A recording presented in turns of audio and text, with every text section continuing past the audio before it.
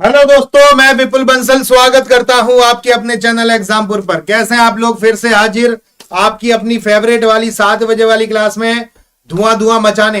तो मैंने लॉन्च कर दिया है 149 रुपए में 2 से 2.5 महीने में मैथ कंप्लीट होने वाला बैच त्रिदेव। 2 से 2.5 महीने में खत्म कर दूंगा, 2.5 महीने के अंदर। और ऐसा बैच जो चलेगा बिल्कुल भारत की सबसे तेज ट्रेन है ना, राजधानी एक्सप्रेस, बेहतरीन कंटेंट के साथ मस्त मजा आ जाएगा, दिल खुश हो जाएगा, आत्मा तृप्त हो जाएंगी। तो आज ही ज्वाइन कर लेना 149 रुपए में। अब मैं एक छोटी सी बात आपसे पूछना चाह रहा हूं कि अगर विक्रय मूल्य 24 है, लाभ है 4 रुपया का, तो क्रय मूल्य कितना होगा? तुरंत प्रभाव से बताओ, क्रय मूल्य कितना होगा? सभी साथी बताना, क्रय मूल्य कितना होगा? मस्त तरीके से, बिंदास तरीके से तुरंत प्रभाव से बताओ।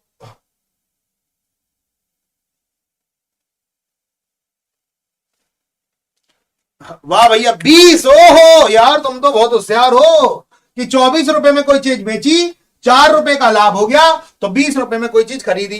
तो अब इसके आधार पर एक दो क्वेश्चन करते हैं जो बहुत ज्यादा एग्जाम में पूछा जाता है। एक व्यक्ति ने 150 कुर्सियां बेची और उसे 25 कुर्सियों के विक्रय मूल्य के बराबर लाभ।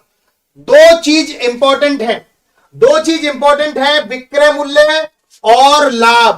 विक्रय मूल्य और लाभ, विक्रय मूल्य और लाभ, विक्रय मूल्य और लाभ, विक्रय मूल्य लाभ, विक्रय मूल्य लाभ, विक्रय मूल्य लाभ। तो दोस्तों, ये विक्रय मूल्य है, ये लाभ है, विक्रय मूल्य है, ये लाभ है। तो पहली चीज विक्रय मूल्य, दूसरी चीज लाभ। विक्रय मूल्य कितना है? 150, लाभ कितना है? 25 का। तो क्रय मूल्य कितना होगा? 125। 150 में से 25 को घटाओ, 125 क्रय मूल्य होगा, 125 क्रय मूल्य होगा। भैया विक्रय मूल्य है 150, लाभ है 25, क्रय मूल्य है 125। 150 में से 25 घटाओगे तो 125 क्रय मूल्य होगा। लाभ प्रतिशत बताना है। 25 रुपए का लाभ, 25 रुपए का लाभ 125 पर, 25 रुपए का लाभ 125 पर, 25 रुपए का लाभ 125 पर, 25 रुपए का लाभ 125 पर, 25 रुपए का लाभ 125 पर, 25 रुपए का लाभ 125 पर गुणा 100।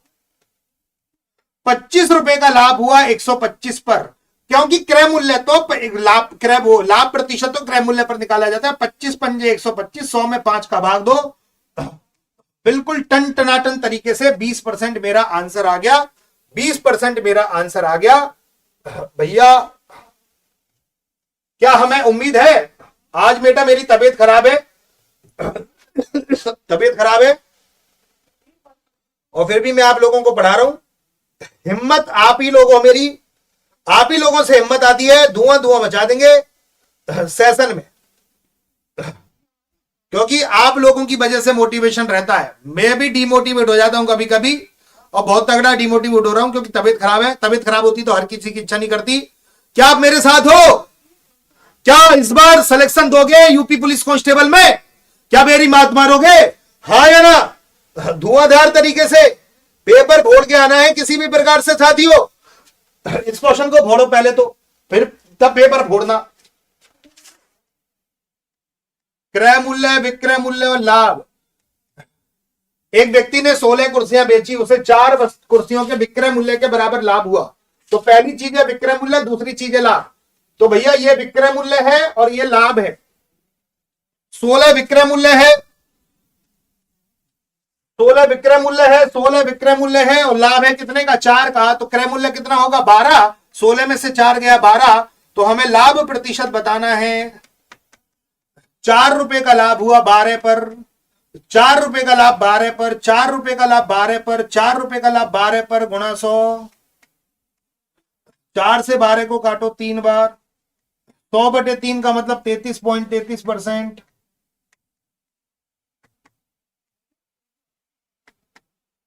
33.33%, 33.33%। क्या ये बात बिल्कुल खोपड़िया में सेट हो गई? अच्छे तरीके से, बिंदास तरीके से सेट हो गई होगी, मस्त मजा आ गया होगा। चलिए अगला क्वेश्चन देखते हैं।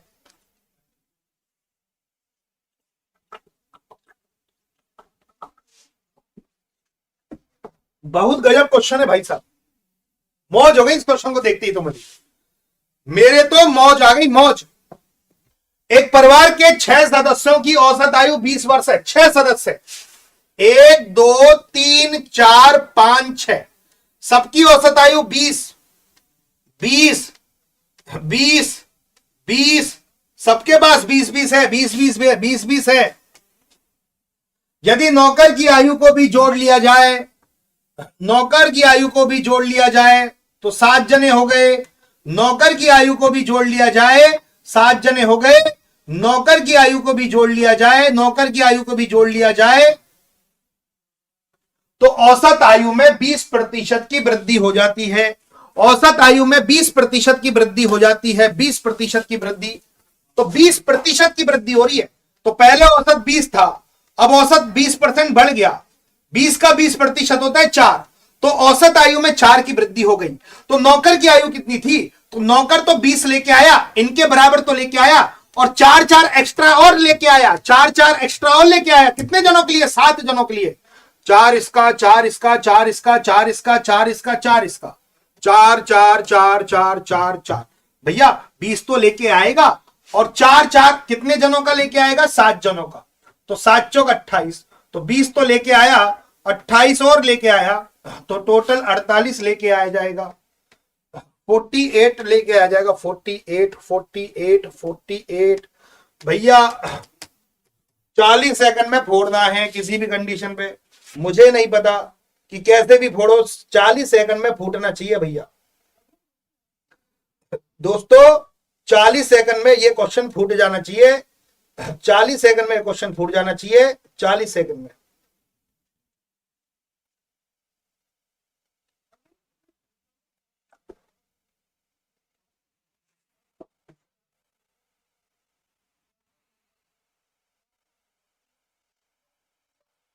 जल्दी से करो।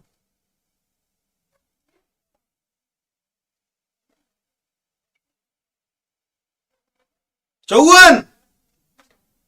यार क्या क्या खीर पूरी खा के आए हो आज? आज तो धमाका कर रहे हो, आज तो खीर पूरी खा के आए दिखते हो मुझे लग रहा है। भैया खीर पूरी खा के आए हो। 7 सदस्य हैं, 7 सदस्य थे, 7 सदस्य थे, 7 थे, और इन सब की औसत आयु है 30। इन सब की औसत आयु है 30। यदि नौकर की आयु को भी जोड़ लिया जाए, नौकर की आयु को भी जोड़ लिया जाए, नौकर की आयु को भी जोड़ लिया जाए तो औसत में 10% की वृद्धि हो जाती है। तो 30 का 10% जो होता है, 30 का 10% जो होता है वो होता है 3, वो होता है 3।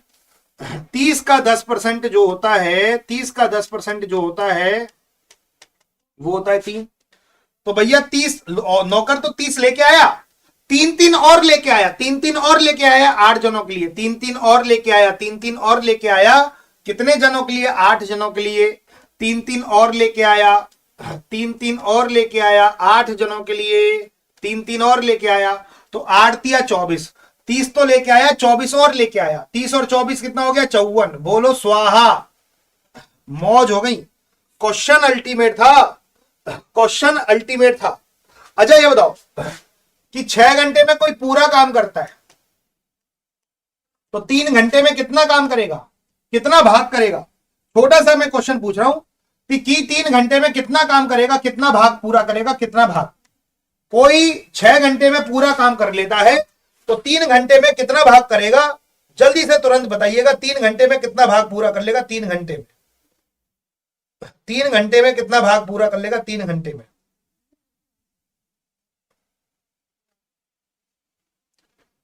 3 घंटे में कितना भाग पूरा कर लेगा? अरे वाह, हाफ। बड़े होशियार नहीं हो गए तुम? आधा पक्का, आधा सही बताओ रे,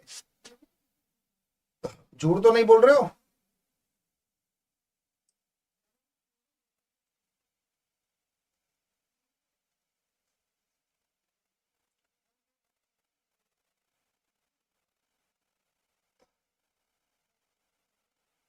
चलिए बहुत बढ़िया। तो 3/6 कर लेना, 3/6 तो आधा, तो 3 काम करना है 3 घंटे में, पूरा काम तो 6 घंटे में, और 3 घंटे में कितना काम, आधा। तो ये 3 ऊपर आएगा, 6 नीचे आएगा। तो इसी प्रकार से थोड़ा सा अटपटा क्वेश्चन पूछा गया था कि एक बगीचे की सफाई 6 घंटे का समय लगता है, तो 2 घंटे 30 मिनट में बगीचे का कितना हिस्सा साफ किया जा सकता है। थोड़े से इस क्वेश्चन से घबरा गए थे कि क्या क्वेश्चन है, क्या ये बवाल है। कोई बवाल नहीं है, छोटा सा पार्ट है। 2.5 में बस 6 का भाग देना है, 2.5 में 6 का भाग देना है। कोई बवाल था, पॉइंट हटाओ, यहां पे 0 लगाओ। 5×25 5 से कितनी बार गया, 12 बार, तो 5/12, 5/12। अच्छा, अगर मैं पूछूं कि पूरा काम 6 घंटे में हो सकता है, तो 3.5 घंटे में कितना काम होगा, 3.5 घंटे में कितना काम होगा। इसका मतलब 2.5 घंटे था, 2.5 घंटे, 2.5 घंटे था। ये तो आप कर ही सकते हो। तो इसमें 6 का भाग देना है। अब ये वाला तुम करके बताओ। काटा बूटी जरूर कर लेना, बिना काटा बूटी करके काम नहीं चलेगा। काटा बूटी जरूर करनी है दोस्तों, बिना काटा पीटी करे काम नहीं चलेगा। तुरंत प्रभाव से बताइएगा, जल्दी से।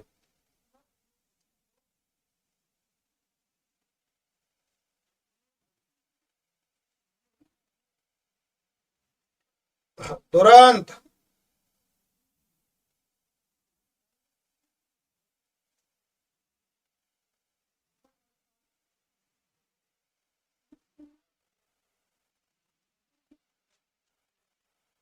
सात बटे 12, ओहो 3.5। बेटा मेरे मगरमच्छों ने तो बहुत अच्छा आंसर दे दिया।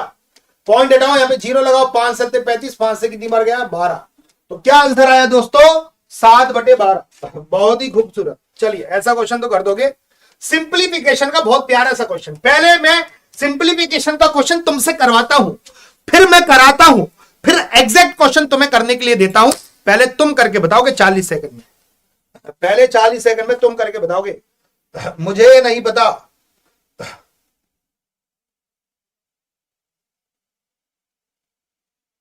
करके बताइएगा।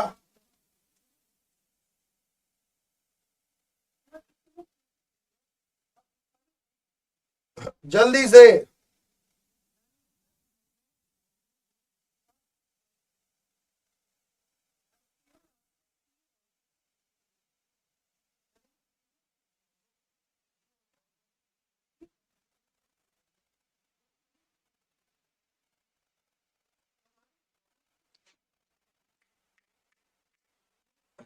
ए, ये पता, डी बोल रहा है एक जना, तो डी बोल रहा है। डी जना कौन बोल रहा है, डी कौन बोल रहा है, डी कौन है, डी कौन है, शर्मा। बेटा शर्मा।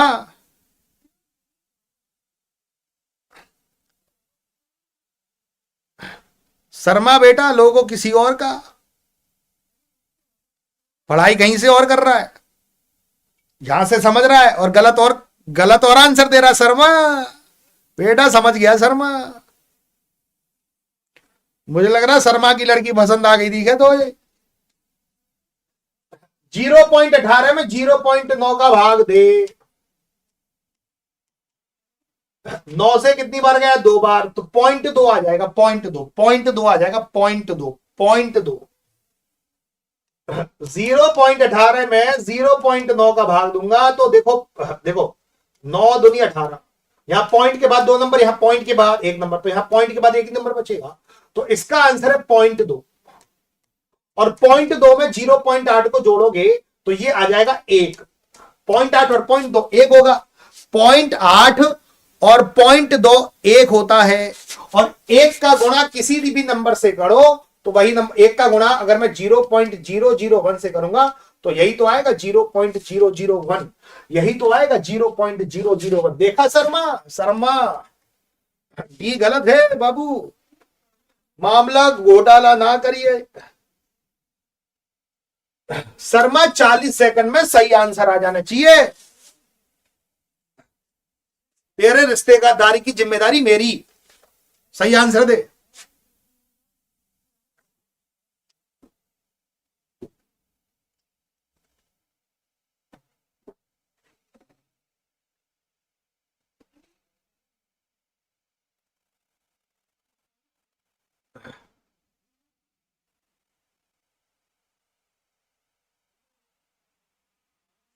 वाह भैया वाह। 0.27 भाग 0.9 प्लस 1.7। भैया 0.27 में 0.9 का भाग दूंगा तो 9 तिया 27, 0.3 आ जाएगा। और 0.3 प्लस 1.7 कितना हो जाएगा? 2 हो जाएगा। और 2 का गुणा 0.001 से करोगे तो 0.002 आएगा। 2 एकम 2, 0.002 इसका भी फर्स्ट आंसर होगा 0.002। एक छोटी सी बात बताता हूं कि दो संख्याओं का अनुपात 3 और 4 है। में से दे रखा है 7। अगर संख्या निकालनी है तो में से का अनुपात से गुणा कर दो, में से का अनुपात से गुणा कर दो। 7 का 3 से गुणा कर दो 21, और 7 का 4 से गुणा कर दो 28। तो ये वो संख्या आ जाएंगी, ये वो संख्या आ जाएंगी। अब ये लड़ी लगाना, लड़ी। दो संख्याएं 11 और 6 के अनुपात में है। यदि उनका में से दे रखा है 4 तो छोटी संख्या पूछी है। हमेशा में से मैं अनुपात का गुणा कर दूंगा तो मामला सेट, में से मैं अनुपात का गुणा कर दूंगा तो मामला सेट, मस्त वाला मामला सेट होगा। मौज हो जाएंगी, दिल खुश हो जाएगा, आत्मा तृप्त हो जाएंगी। जल्दी से आंसर बताइएगा।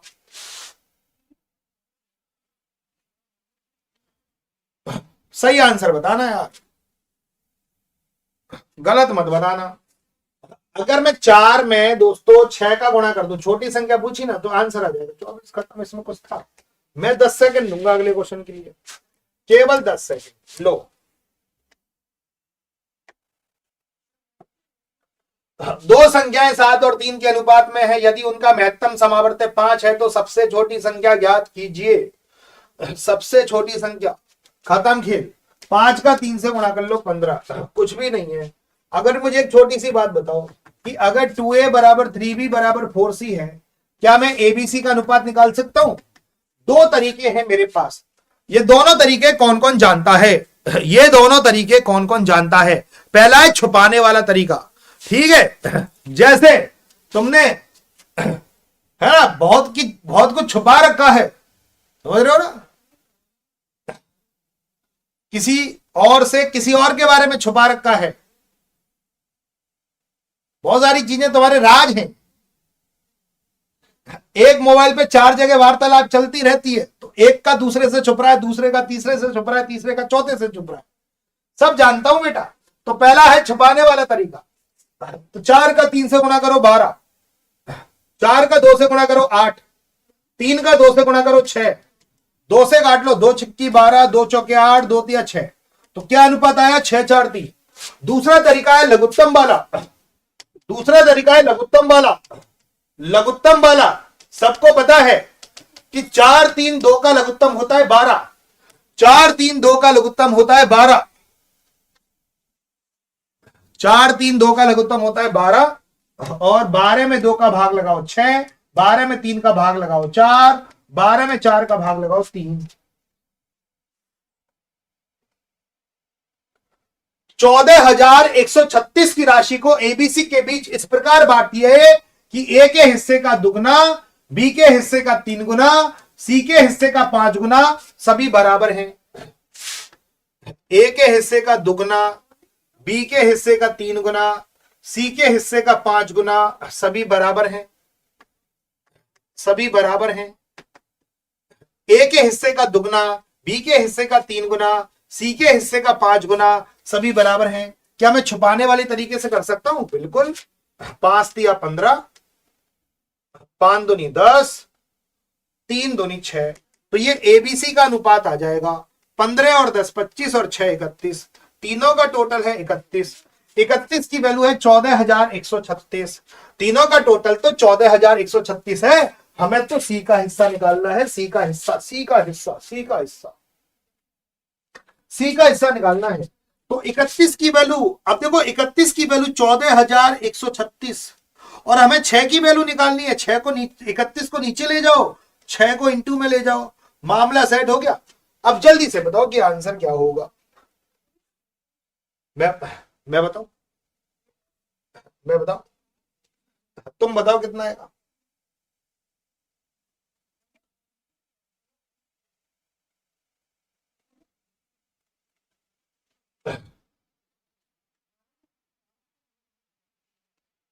भैया ये कितने 4 बार जाएगा, 31 चौका 124, 456 बार जाएगा। 456 का 6 से गुणा करो, छतम 36, ये आंसर है आपका। होगा सर 6 तो इसमें भी है, लेकिन 456 से ज्यादा हो। 456 का 6 से गुणा होगा तो 456 तो हो ही नहीं सकता। ये दो ऑप्शन का लास्ट डिजिट 6 नहीं है। छतम 36, छतम 36, 6 इसी में, इसमें भी है, लेकिन 456 का 6 से गुणा होगा तो 456 थोड़ा ना आएगा, उससे ज्यादा ही आएगा। तो ये 2736 आंसर आ जाएगा, 2736। अगर इसी प्रकार का एक और क्वेश्चन कर दिया तो भाई साहब वारे नारे हो जाएंगे हमारे, तो मौज हो जाएंगी, मौज मौज हो जाएंगी भैया। अगर आपने एक क्वेश्चन पढ़ा दिया तो हमारा दिल गदगद हो जाएगा, दिल गदगद, सच बता रहा हूं।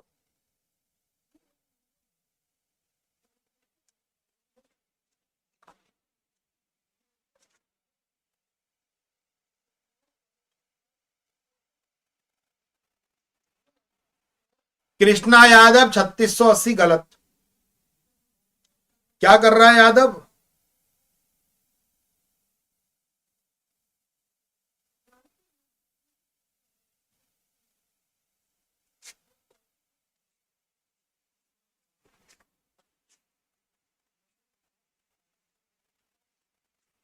हाँ 3000 आ रहा है, वेरी गुड, 3000 ही आ रहा है। 13,000 रुपए की राशि को एबीसी में इस प्रकार बांटा जाता है कि ए के हिस्से का दुगना, बी के हिस्से का 3 गुना, सी के हिस्से का 4 गुना, सभी बराबर है। ए के हिस्से का दुगना, बी के हिस्से का 3 गुना, सी के हिस्से का 4 गुना, आपस में बराबर। तो सबसे पहले एबीसी का रेशो निकालो। अच्छा मैंने यहाँ पे लघुत्तम, देखो मैंने वहां पे छुपाने वाले तरीके से किया था, यहां मैं लघुत्तम वाला तरीका बता देता हूं। पहले दूसरा, वहां तो छुपाने वाला है, यहाँ लघुत्तम, तो दोनों मेथड क्लियर हो जाएंगे। तो 4, 3 और 2 का लघुत्तम कितना होता है? 12। 12 में 2 का भाग लगाओ 6, 12 में 3 का भाग लगाओ 4, 12 में 4 का भाग लगाओ 3, तीनों का टोटल है 6 और 4 10 और 3 13, 13 की वैल्यू 13,000, 1000 का गुणा, तो इसमें भी 1000 का गुणा करो, 3000, 3000, 3000, 3000 परफेक्ट उत्तर होगा। 3000 आपका परफेक्ट उत्तर होगा। ये बात बिल्कुल अच्छे तरीके से क्लियर हो गई होगी। चलो मुझे एक बात बता दो, बताओगे? चलो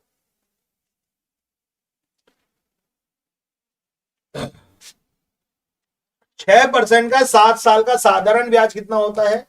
तुरंत बताओ। 6% का 7 साल का साधारण ब्याज, तुरंत प्रभाव से बताना कि 6% का 7 साल का साधारण ब्याज कितना होता है। 6% का 7 साल का साधारण ब्याज सभी को पता है, 42%। साधारण ब्याज की बात कर रहा हूं, साधारण ब्याज की बात कर रहा हूं। वन स्टेप सॉल्यूशन होने चाहिए, कुछ वन स्टेप सॉल्यूशन होने चाहिए।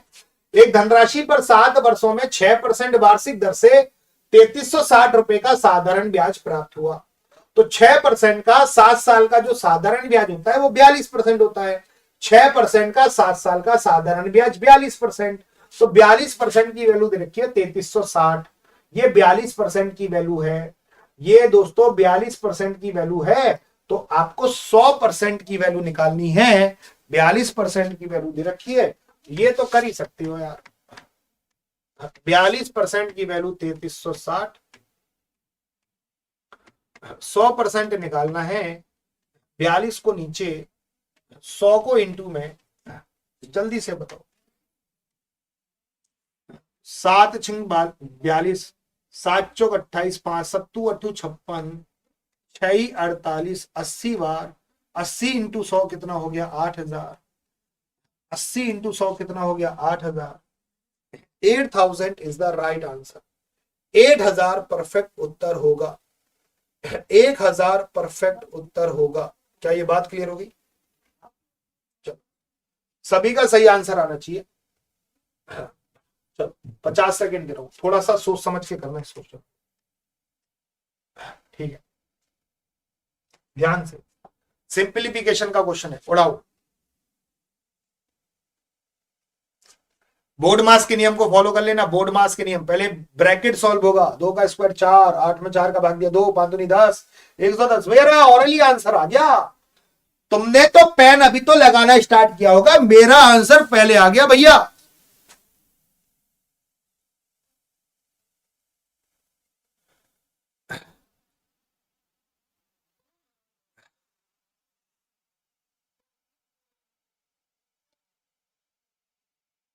एक सांड आंसर दे रहा 11।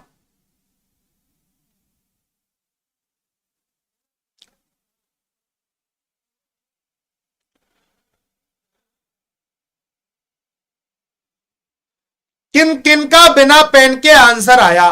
किन किन का बिना पेन के आंसर आया? ईमानदारी से बताओ, किन किन का बिना पेन के आंसर आया? पहले ब्रैकेट सॉल्व करूंगा, 2 का स्क्वायर 4 हो गया, 8 में भाग लगा 4 का, तो 8 में भाग लगा 4 का, तो ये वैल्यू आ गई 2। 2 पंजे कितना हो गया 10, 10 इंटू 11 110, 134 में से 110 को घटाओ 24, 24 is the right answer. 24 is the right answer. 24 is the right answer. भैया 2 का स्क्वायर कितना हो गया 4, 8 में भाग लगा 4 का, तो ये वैल्यू हो गई 2। 2 पंजे कितना हो गया बाबू 10, 10 इंटू 11 कितना हो गया 110, 134 में से 110 को घटाओ 24, तो ए की वैल्यू आ गई 24। बहुत बढ़िया, जिनका भी 24 आंसर आ गया, मस्त मजा आ गया, दिल खुश हो गया, आत्मा खुश हो गई। मुझे एक बात बताओ, वर्ग का क्षेत्रफल 484 है, इसकी भुजा बताओ। भुजा एक एक चीज, एक सबसे अच्छा क्वेश्चन कराने जा रहा हूं 2D का, दिमाग लगेगा ना तभी हो पाएगा। लेकिन उससे पहले मैं थोड़ा सा फंडामेंटल बता रहा हूं, अगर वो फंडामेंटल क्लियर हो गया तो मौज हो जाएंगे, वरना तो रखे रहना। ये एक, अगर मेरे प्यारे लाडलो जल्दी से बताओ,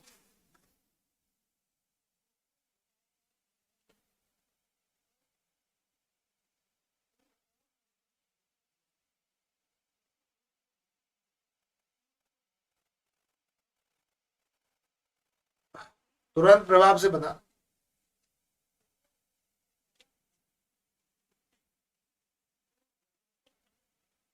22 पक्का 22। अच्छा, इसका परिमाप 22 है, तो ये बताओ इसका भुजा 22 है, इसका परिमाप कितना होगा? परिमाप कितना होगा? परिमाप परिमाप परिमाप कितना? भुजा तो 22, 484 तो 22 का स्क्वायर है, तो परिमाप बताओ। परिमाप, परिमाप बताएंगे। परिमाप, परिमाप कितना होगा?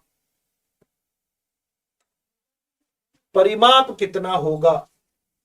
परिमाप कितना होगा? तुरंत प्रभाव से बताओ, जल्दी से बताओ।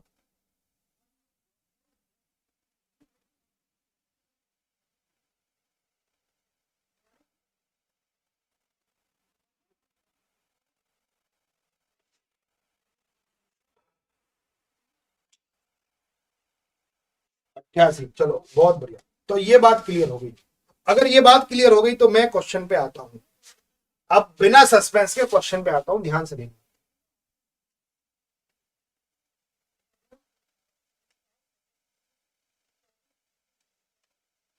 समझना बिल्कुल प्यार से, बड़े शिद्दत से, बड़े होशों हवासों से। जब एक तार को एक वर्ग के आकार में मोड़ा जाता है तो इसके द्वारा परिबद्ध क्षेत्रफल 484 होता है। तो इस तार को जब वर्ग के रूप में मोड़ा जाता है, वर्ग के रूप में मोड़ा जाता है, तो इसका क्षेत्रफल आ रहा है 484। तो मतलब इसकी भुजा हो जाएगी 22। 484 तो क्षेत्रफल है, भुजा हो जाएगी 22। अगर भुजा 22 है तो इसका परिमाप हो जाएगा 88। अब इसी तार को एक वृत्त के आकार में मोड़ा जाता है। अब इसी तार को एक वृत्त के रूप में मोड़ा जाता है। जब तार को वृत्त के रूप में मोड़ते हैं तो दोनों के परिमाप बराबर होते हैं। इसका परिमाप 88 है तो इस वृत्त का परिमाप भी 88 होगा। तो जिस वृत्त का परिमाप 88 होता है उसका क्षेत्रफल 616 होता है। किस किस को टेबल याद है? एक बार हाथ खड़े करना। अभी तो आधे लोगों को पल्ले ही नहीं पड़ेगा, पड़ा होगा कि 616 कैसे लिख दिया। किस किस को टेबल याद है? बाई टेबल, जिस वृत्त का परिमाप 88 होता है उसकी क्षेत्रफल 616 होता है। ईमानदारी से बताओ किस किस को टेबल याद है, नहीं तो बहुत लेंथी पड़ता है। टेबल में लिख देता हूं, जिसकी त्रिज्या 7, वृत्त की त्रिज्या 7, तो परिमाप 44, क्षेत्रफल 154, याद है ना। जिसकी त्रिज्या 14 तो परिमाप 88, क्षेत्रफल 616, जिसका परिमाप 21, जिसकी त्रिज्या 21, परिमाप कितना हो जाएगा 132, तो क्षेत्रफल कितना हो जाएगा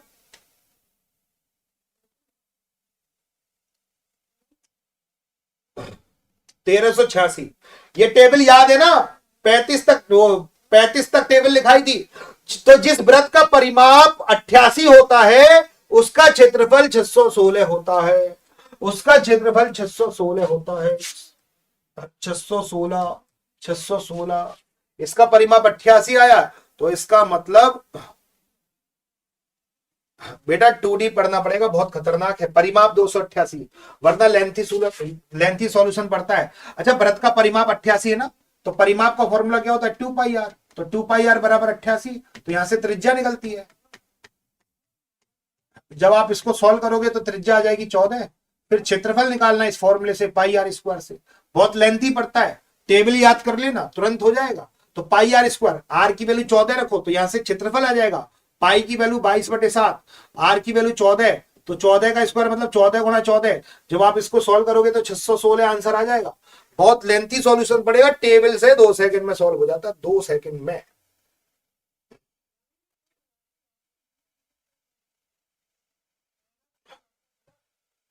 चलो बताओ, 40 सेकंड दे रहा हूं। अंकित मूल्य क्रय मूल्य से 10% अधिक, अंकित मूल्य पर 10% का बट्टा दिया जाता है, लाभ या हानि। एक तगड़ा सॉल्यूशन बताऊंगा इसका, पहले इसको सॉल्व करो, नंबर लाइन पे सॉल्व करो। आप क्या कहते हो इस क्वेश्चन के बारे में कि क्या आंसर आएगा?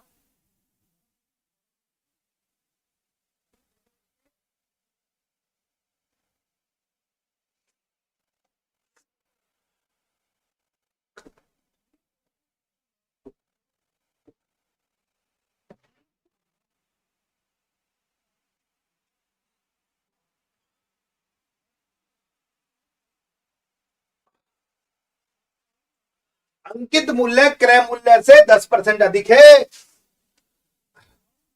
क्रय मूल्य, विक्रय मूल्य, अंकित मूल्य, अंकित मूल्य क्रय मूल्य से 10% अधिक, ये इससे 10% अधिक, ये 100 है तो ये 110, और अंकित मूल्य पर 10% का बट्टा दिया जाता है, इस पर 10% का बट्टा दिया जाता है, तो 110 पे 10% निकालो।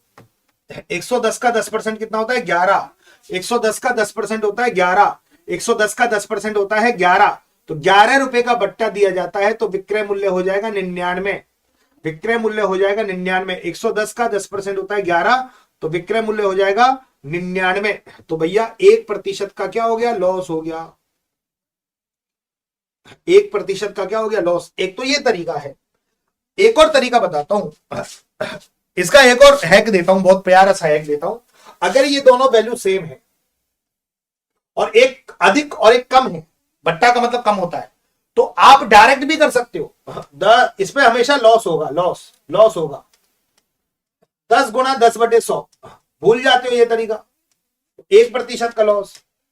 10 इंटू 10/100, 10 इंटू 10/100, 10 इंटू 10/100। अब आप फोड़ के बताना, अगर मैं डाटा चेंज करता हूं तो फोड़ दोगे। अगर यहां पे 20 है, 20 है, जल्दी से बताओ तुरंत। 20 है तो जल्दी से बताओ, तुरंत बताओ, तुरंत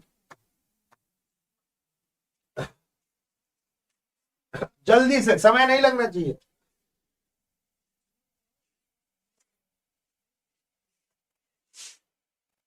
वो इतनी खुशी मिली है तुम्हारे आंसर देकर, मजा आ गया। तो 20 इंटू 20/100, 20 इंटू 20/100, तो हमारा आंसर हो गया दोस्तों 4% का लॉस। 4% का, सॉरी 4 लॉस लिखना, हानि मत लिख देना। इस केस में हमेशा क्या होगा, 4 बोलो, आगे कुछ भी तो लिखो, लाभ होगा हानि होगा। ये क्वेश्चन थोड़ा सा बहुत अच्छा क्वेश्चन पूछ रहा हूं, ऐसे क्वेश्चन बहुत कम देखने को मिलते हैं, बहुत कम एग्जामों में, लेकिन ऐसी दिमाग में छाप छोड़ के जाते हैं कि मस्त मजा आ जाता है भाई साहब। कि दो संख्याओं का अनुपात 5 और 9 है, दो संख्याओं का अनुपात 5 और 9, 4 पंजे 20, 4 नम 36, 3 पंजे 15, 3 नम 27, 2 पंजे 10, 2 ना, सबका अनुपात 5 और 9 है। यदि बड़ी संख्या में 6 जोड़ा जाए, अगर मैं बड़ी संख्या में 6 जोड़ दूं और छोटी संख्या में 6 घटा दूं, छोटी संख्या में 6 घटा दूं, तो बड़ी संख्या छोटी संख्या का 6 गुना हो जाती है। क्या बड़ी संख्या छोटी संख्या का 6 गुना हो रही है? 3 गुना हो रही है। गलत, कतई गलत, कतई गलत, कतई गलत। बड़ी संख्या में 6 जोड़ो, बड़ी संख्या में 6 जोड़ो, छोटी संख्या में 6 घटाओ, क्या ये इसका 6 गुना हो रही है? 9 6 54, ये भी गलत। बड़ी संख्या में 6 जोड़ो, 18 में 6 जोड़ा 24, छोटी संख्या में 6 घटाओ, तो क्या ये इसका 6 गुना हो रही है? 4 6 24। भैया कैसे करोगे इस क्वेश्चन को, कैसे करोगे? बहुत से बोल रहे हैं डी, हाँ डी से ज्यादा प्यार है बेटा।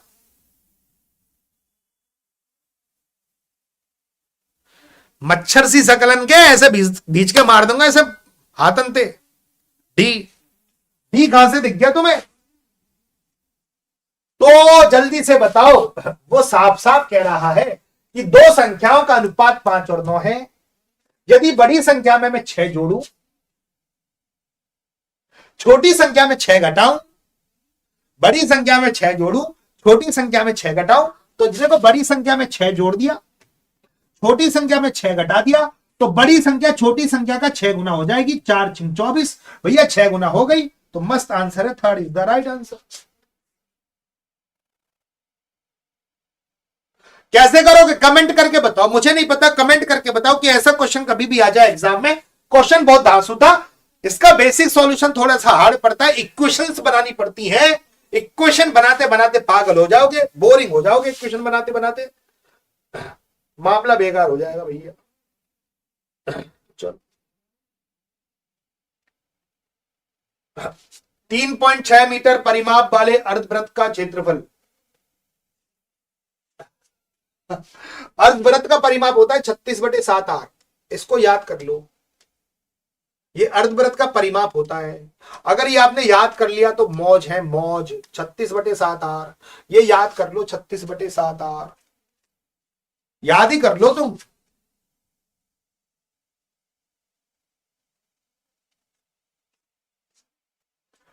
इस अर्धवृत्त का परिमाप दे रखा 3.6, वाह।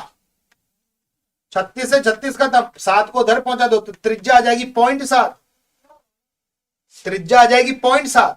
तो उस अर्धवृत्त का क्षेत्रफल निकालना है। अर्धवृत्त का क्षेत्रफल होता है πr²/2। दिमाग लगाते हैं, जिस वृत्त की त्रिज्या 7 उसका क्षेत्रफल 154, आधा कर दो 0.77।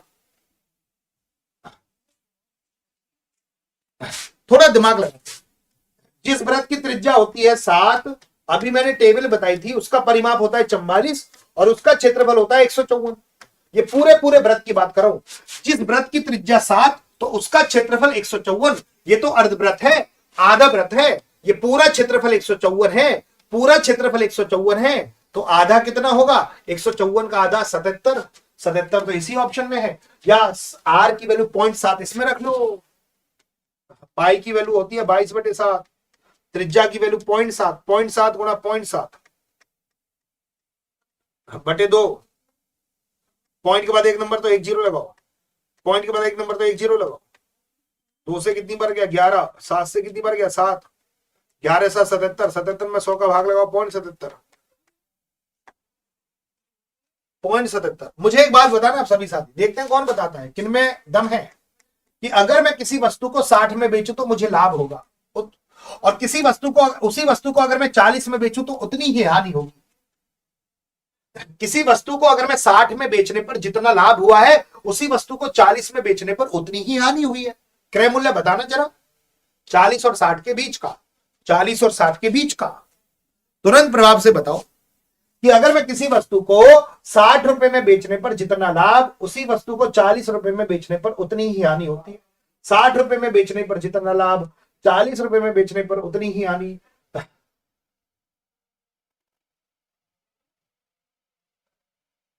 60 रुपए में बेचने पर जितना लाभ, 40 रुपए में बेचने पर उतनी ही हानि।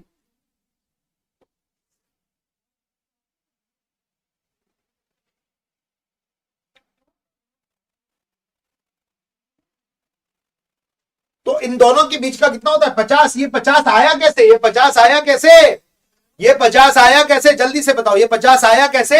इन दोनों को जोड़कर 2 का भाग दो, 60 और 40 को जोड़कर अगर मैं 2 का भाग दूंगा तो 50 आ जाएगा।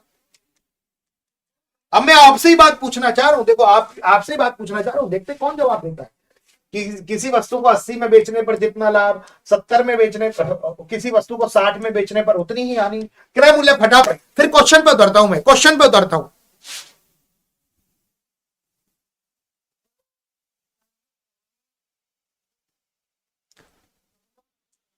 बेटा मेरी खोपड़िया पे बाल आते जा रहे हैं, यहां साफ साफ दिख रहा है, सही कह रहा हूं गलत? तुम्हारा कांचा कांचा चीना टीचर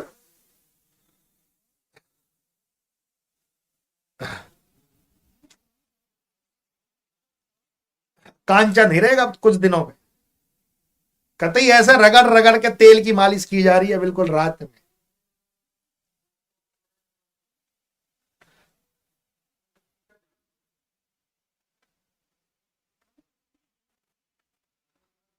सही कह रहा हूं कि नहीं कह रहा हो?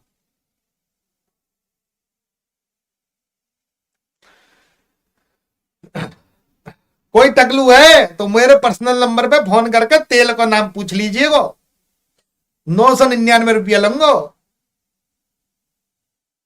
कहता है बिल्कुल चांद पे बाल आ जाएंगे, बिल्कुल बिल्कुल बिल्कुल।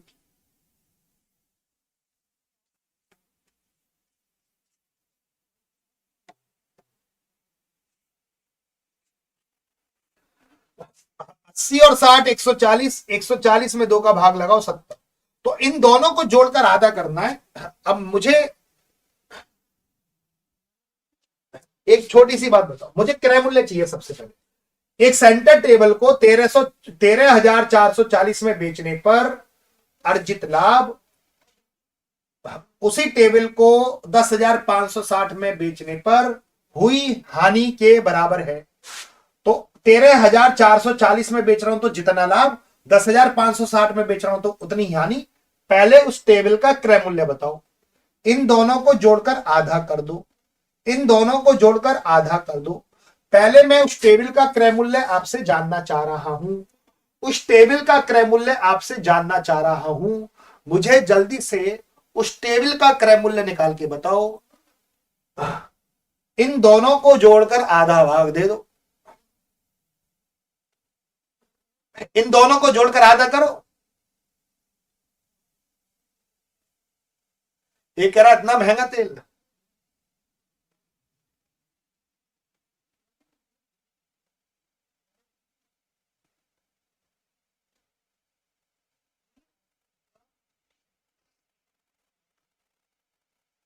ये कह रहा 999 इतना महंगा तेल।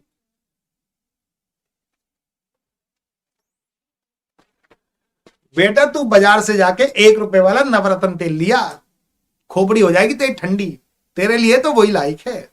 बाजार जाए ना, 1 रुपए का नवरत्न तेल, कहना नवरत्न तेल कूल कूल। 13,440 में अगर मैं 10,560 को जोड़ू और 2 का भाग दे दूं, इनको जोड़ा 24,000, 24,000 में 2 का भाग दिया तो 12,000, ये क्रय मूल्य आ गया। अब ये कह रहे हैं कि 20% का लाभ अर्जित करने के लिए इस टेबल को किस मूल्य पर बेचा जाना चाहिए, क्योंकि क्रय मूल्य तो अपने आप में होता है 100%। अगर मैं किसी वस्तु को 20% के लाभ पर बेचूं तो उस वस्तु का विक्रय मूल्य होगा 120%। तो भैया 12,000 तो उस वस्तु का क्रय मूल्य था, तो इसके 120% पर वो हमें वस्तु बेचनी चाहिए। 20% के लाभ पर मतलब 120% में वो वस्तु हमें बेचनी चाहिए। 1 2 12 इंटू 12 144, 2 जीरो और है, 14,400, 14,400, 14,400।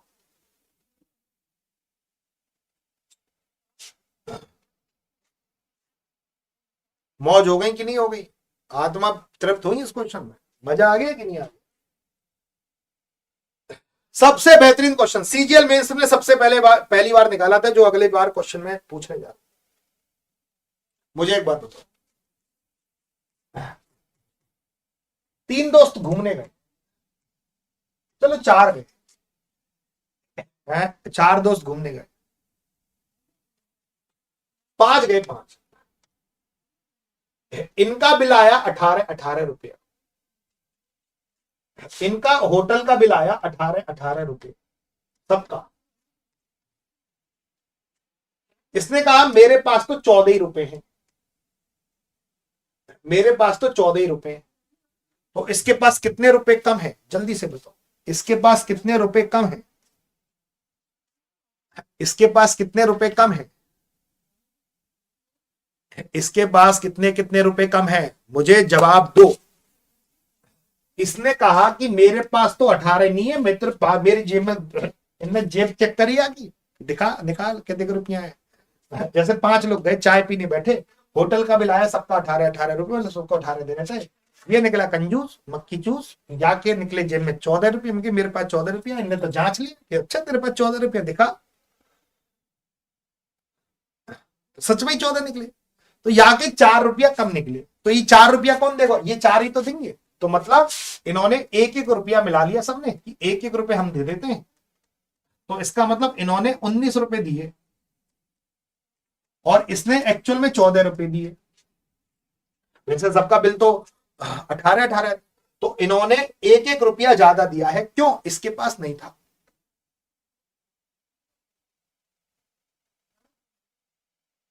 ये 4 देखो, 1 एक्स्ट्रा, 1 एक्स्ट्रा, 1 एक्स्ट्रा, 1 एक्स्ट्रा, तो 4 एक्स्ट्रा दिए क्योंकि 4 इसके पास कम थे। ध्यान देना, बहुत गजब का क्वेश्चन है ये। एक क्वेश्चन मैं करा रहा हूं, इतना गजब क्वेश्चन है, ध्यान से देखो।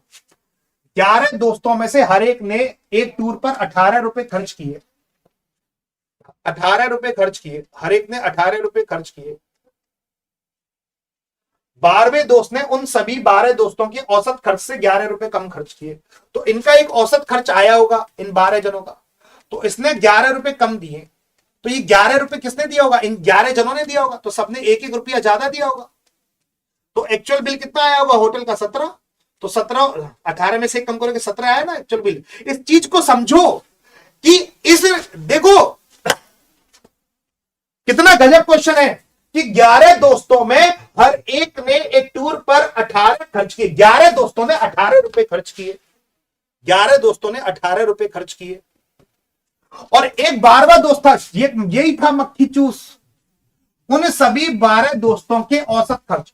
तो इन 12 दोस्तों का एक औसत खर्चा आया होगा, औसत खर्चा आया होगा, औसत खर्चा। तो उससे 11 खर्च किए, इसने 11 खर्च कम किए हैं, इस 12वें जने ने 11 खर्च कम किए हैं। तो इसकी गोज में 11 कम थे। तो ये 11 जने कह रहे हैं कि तेरे पास 11 कम है, तो हम अपने में से 1-1 दे देते, 11 में 11 का भाग देंगे, तो सबने अपने में से 1-1 मिला दिया। तो उनका खर्चा आ रहा है 11 जनों का 18, तो एक्चुअल में उनका खर्चा था 17, एक्चुअल में उनका खर्चा था 17 ही तो खर्चा था। तो 1-1 ज्यादा कर रहा है, इसकी वजह से, इस कंजूस की वजह से 1-1 ज्यादा देना पड़ रहा है, इसलिए वो 18 खर्च कर रहे हैं। वैसे खर्च होना था 17 खर्च होना था। 12 दोस्तों द्वारा खर्च की गई कुल धनराशि कितनी है, 17 आना था सबका खर्चा। कितने जनों का, 12 जनों का, 12 सत्ते 84, 8 हासिल, 12 एकम 12 और 8 20। तो भैया सबका जो खर्चा आएगा 204 आएगा। ये है question of the day. Question कैसा लगा, ईमानदारी से बताना, क्वेश्चन कैसा लगा। ये क्वेश्चन था धांसू, 1 नंबर क्वेश्चन था। क्वेश्चन कैसा लगा ये?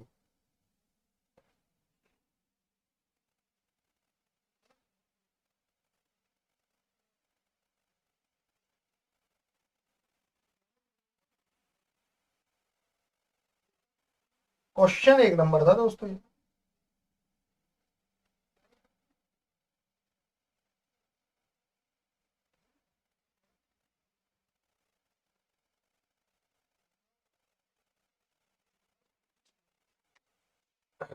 चलिए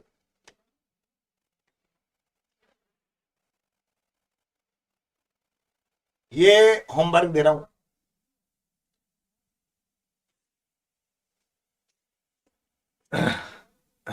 ये होमवर्क दे रहा हूं मेरे प्यारे साथियों, ये फूटना चाहिए। और जिसने भी मेरा स्पेशल बैच नहीं लिया 149 में, वो 149 में मेरा मैथ स्पेशल ले ले एग्जामपुर ऐप से। कॉम्बो लेना है वो कॉम्बो भी ले लेगा 299 में, जिसमें प्रीति मैम का स्पेशल, मेरा स्पेशल और विवेक सर का स्पेशल मिल जाएगा। स्टैटिक जीके तो सबके संग फ्री है, मेरे प्यारे साथियों, विवेक सर का हिंदी का स्पेशल चाहिए तो 149 रुपए में, और प्रीति मैम का स्पेशल रीजनिंग चाहिए तो 149 रुपए में।